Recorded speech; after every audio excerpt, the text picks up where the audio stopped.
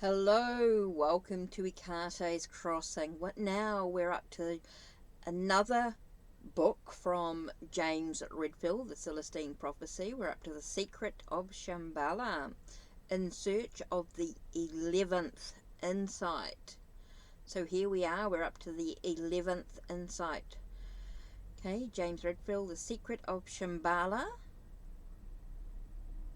in search of the 11th Insight. So I hope you've enjoyed the other episodes that I've shared with you over time, and now we're beginning this book here. So let us begin. So let's take a moment to sort of take a breath for a second, and let's think about where we are and what we're doing. And so let's connect to 1 minute. Let me connect to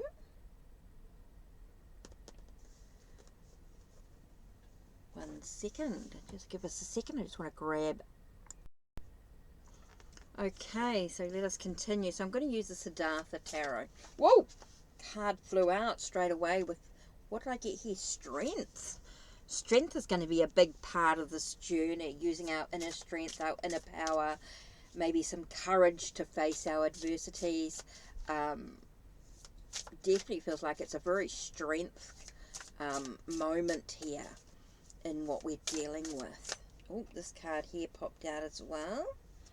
So we have 10 of Wands. So this is going to be about pushing through those burdens, pushing through those challenges, like using our strength, our courage to be able to push through the challenges, the things that weigh us down. Oh, I feel like it's very much about that sense of awakening, this passion, this creativity, these, definitely feel like there's these thoughts about the adventures that we're sort of waiting for in our journey. Oh, this is very, very interesting here to think about for a moment while we actually dive into the Celestine Prophecy, James Redfield, The Secret of Shambhala, in search of the 11th Insight. Okay, so shall we... This is sort of a bit of an introduction one here. So when James Redfield first wrote his #1 New York Times bestseller, The Celestine Prophecy, millions of readers passed it from hand to hand around the world. Now in Redfield's newest book, well, not so new now, but in this latest book, the inspiring journey of the Celestine Prophecy and its sequel, The 10th Insight, continues. In the remote snow-covered mountains near Tibet lies a community long thought to be the mere myth called Shambhala, or Shangri-La. In this place is an insight that has been kept hidden for centuries, that can profoundly impact the way each of us lives our life. Your search for Shambhala begins with the words of a child and the vision of an old friend. They will lead you to Nepal and Tibet, where you will meet a secret sect that guards mysterious legends. Pursued by Chinese agents, you will traverse regions where anger and compassion struggle for ascendancy, and arrive at a place where the stunning reality of human prayer energy is revealed. Like all of James Redfield's books, The Secret of Shambhala has a parable effect. It will leave you determined to liberate your life, enhance the lives of others, and actively change the world. So let's have a look, shall we? Let's introduce the book. Let's have a look here. So let's begin. #1, Fields of Intention. The phone rang and I just stared at it. The last thing I needed now was another distraction. I tried to push it from my mind, gazing out the window at the trees and wildflowers, hoping to lose myself in the array of fall colours in the woods around my house. It rang again, and I got a vague but stirring image in my mind's eye of a person needing to talk with me. Quickly I reached over and answered it. "Hello?" "It's Bill," a familiar voice said. Bill was an agronomy expert who had been helping me with my garden. He lived down the ridge only a few hundred yards. "Listen, Bill, can I call you back later? I said. I've got this deadline. You haven't met my daughter Natalie yet, have you? Excuse me. No reply. Bill, listen, he finally answered. My daughter wants to talk with you. I think it might be important. I'm not quite sure how she knows, but she seems to be familiar with your work. She says she has some information about a place you'd be interested in. Some location in the north of Tibet, she says. The people there have some important information. How old is she? I asked. Bill chuckled on the other end of the line. She's only 14, but she's been saying some really interesting things lately. She was hoping she could talk with you this afternoon before her soccer game. Any chance? I started to put him off, but the earlier image expanded and started to become clear in my mind. It seemed to be of the young girl and me talking somewhere near the big spring, just up from her house. Yeah, okay, I said. How about 2 p.m? That's perfect, Bill said. On the walk over, I caught sight of a new house across the valley on the North Ridge. That makes almost 40, I thought. All in the last 2 years, I knew the word was out about the beauty of this bell-shaped valley, but I really wasn't worried that the place would become overcrowded or that the amazing natural vistas would be destroyed. Nestled right up next to the national forest, we were 10 miles from the closest town, too far away for most people. And the family who owned this land and was now selling selected house sites on the outer ridges seemed determined to keep the serenity of the place unspoiled. Each house had to be low-slung and hidden amid the pines and the sweet gums that defined the skyline. What bothered me more was a preference for isolation exhibited by my neighbours. From what I could tell, most were characters of a sort, refugees from careers in various professions, who had carved out unique vocational niches that allowed them to now operate on flexi-time or travel on their own schedules as consultants, a freedom that was necessary if one was to live this far out in the wilderness. The common bonds among all of us seemed to be persistent, idealism, and the need to stretch our particular professions by an infusion of spiritual vision, all in the best 10th Insight tradition. Yet almost everyone in this valley stayed to themselves, content to focus on their diverse fields without much intention to community or the need to build on our common vision. This was especially true among those of different religious persuasions. For some reason, the valley had attracted people holding a wide range of beliefs, including Buddhism, Judaism, both Catholic and Protestant Christianity, and Islam. And while there was no hostility of any kind by one religious group towards another, there wasn't a feeling of affinity either. The lack of community concerned me because there were signs that a few of our kids were displaying some of the same problems seen in suburbia too. Much time alone, too much video, and too much regard for the slights and put-downs at school. I was beginning to be concerned that there wasn't enough family and community in their lives to push these peer problems into the background and keep them in a proper perspective. Up ahead the path narrowed, and I had to make my way between two large boulders that edged right up to a sheer drop-off of about 200 feet. Once past, I could hear the first gurgles of Philip's Spring, named by the fur trappers that first set up a camp here in the late 17th century. The water trickled down several tiers of rocks into a lazy pool 10 feet across that had originally been dug out by hand.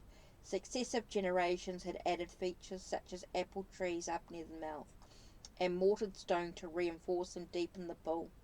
I walked up to the water and reached down to cup some in my hand, brushing a stick out of the way as I leaned forward. The stick kept moving, slithering up the rock face and into a hole. Cottonmouth, I said aloud, stepping back and feeling the sweat pop out on my brow. There are still perils involved in living here in the wild, although not perhaps the ones that old man Phillips faced centuries ago, when you could turn a corner on the path one day and come face to face with a big cougar guarding her young, or worse, a pack of wild boars with 3-inch tusks that would slit your leg wide open if you didn't get up a tree fast enough. If the day was going especially bad, you might even come upon an angry Cherokee or a displaced Seminole who was tired of finding some new settler on his favourite hunting grounds, and was harbouring the conviction that a large bite of your heart would stem the European tide forever.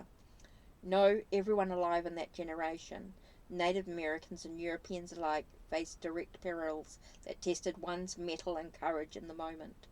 Our generation seemed to be dealing with other problems, problems that are more related to our attitude toward life, and the constant battle between optimism and despair. Everywhere are the voices of doom these days, showing us factual evidence that the modern Western lifestyle can't be sustained, that the air is warming, the terrorist arsenals growing, the forests dying, and the technology running wild into a kind of virtual world that makes our kids crazy and threatens to take us further and further into distraction and aimless surrealism. Countering this viewpoint, of course, are the optimists who claim that history has been filled with doomsayers, that all our problems can be handled by the same technology that produced these perils, and that the human world has only begun to reach its potential. I stopped and looked out at the valley again.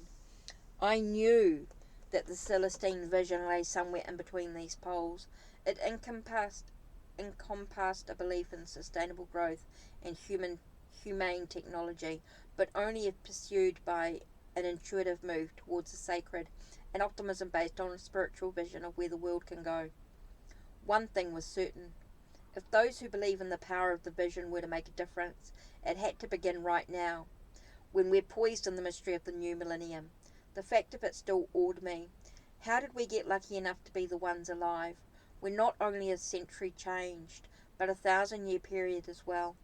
Why us? Why this generation? I got the feeling that larger answers were still ahead.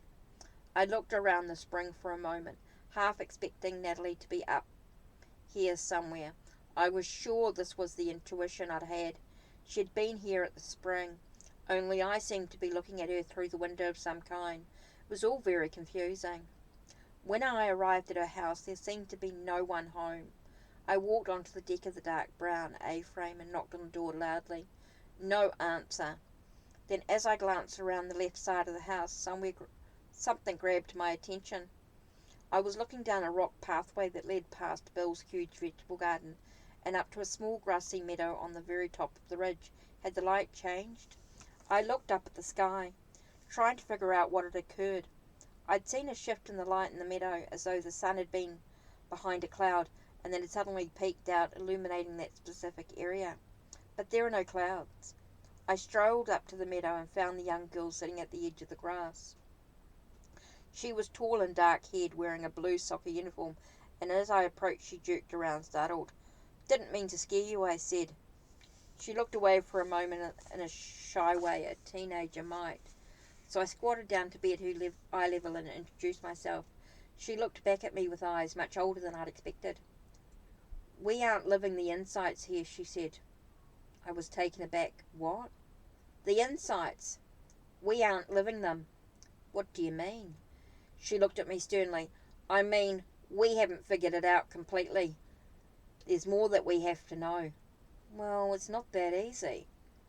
I stopped. I couldn't believe I was being confronted by a 14-year-old like this. For an instant a flash of anger swept across me, but then Natalie smiled. Not a large smile, just an expression at the edge of her mouth that made her enduring. I relaxed and sat down on the ground. "I believe the insights are real," I said, "but they aren't easy. It takes time."